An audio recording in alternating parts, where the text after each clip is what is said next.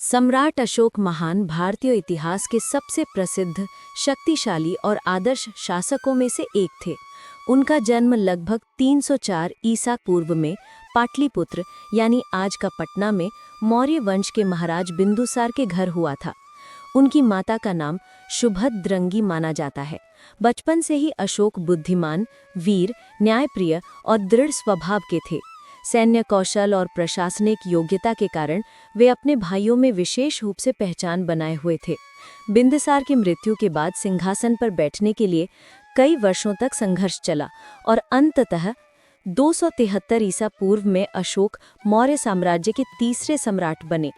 अपने शासन के प्रारंभिक वर्षों में वे कड़े स्वभाव और कठोर दंड देने के लिए जाने जाते थे। उन्होंने साम्राज्य का विस्तार करने के लिए कई युद्ध लड़े। अशोक के जीवन का सबसे बड़ा मोड़ कलिंग युद्ध को माना जाता है, जो लगभग 261 ईसा पूर्व में हुआ।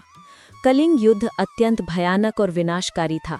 इस युद्ध में हजारों सैनिक मारे गए, अनेक नागरिकों का विनाश हुआ। युद्ध के बाद जब अशोक ने युद्ध भूमि में पड़े शवों और घायल लोगों की पीड़ा को देखा तो उनका हृदय पूरी तरह बदल गया। उन्हें महसूस हुआ कि विजय के नाम पर इतना रक्तपात करना मानवता के खिलाफ है। इसी घटना ने उन्हें हिंसा छोड़कर शांति, करुणा, सत्य, प्रेम और धर्म के मार्ग पर चलने के लिए प्रेरित किया। युद्ध के बाद सम्राट अशोक ने बौद्ध धर्म अपनाया और अहिंसा, दया, सत्य, प्रेम और धर्म का संदेश फैलाने लगे। वे स्वयं धम्म के नियमों का पालन करते थे और अपने पूरे साम्राज्य में नैतिक मूल्यों को बढ़ावा देते थे। उन्होंने जगह जगह स्तंभ, शिलालेख और अभिलेख स्थापित करवाए, जिन पर सामाजिक, नैतिक और धार्मिक शिक्षाएं लिखी गई थी। उनके ये शिलालेख आज भी भारत, नेपाल और पाकिस्तान के विभिन्न स्थानों पर पाए जाते हैं। अशोक महान ने अस्पताल, धर्मशालाएं, सड़कें और कुएं बनवाए। उन्होंने मनुष्यों के साथ साथ पशुओं की सुरक्षा के लिए भी कानून बनाए। उनका शासन पूरी दुनिया के इतिहास में आदर्श और मानवता पर आधारित शासन के रूप में माना जाता है। अशोक ने बौद्ध धर्म के प्रचार के लिए अपने पुत्र महेंद्र और पुत्री संघमित्रा को श्रीलंका भेजा, जहां उन्होंने बौद्ध धर्म के प्रसार में महत्वपूर्ण भूमिका निभाई।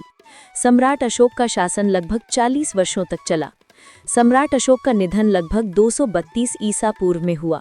उनके बाद मौर्य साम्राज्य धीरे धीरे कमजोर हो गया, परंतु अशोक का नाम आज भी इतिहास में स्वर्ण अक्षरों में दर्ज है। उन्हें अशोक महान और सम्राट धर्माशोक के नाम से सम्मानित किया जाता है। अशोक एक ऐसे शासक थे जिन्होंने युद्ध और हिंसा से मानवता और शांति की ओर यात्रा की। उनका जीवन बताता है कि सच्चा महान शासक वही है जो जनता के कल्याण के लिए काम करे और दुनिया में प्रेम, भाईचारा और शांति फैलाए।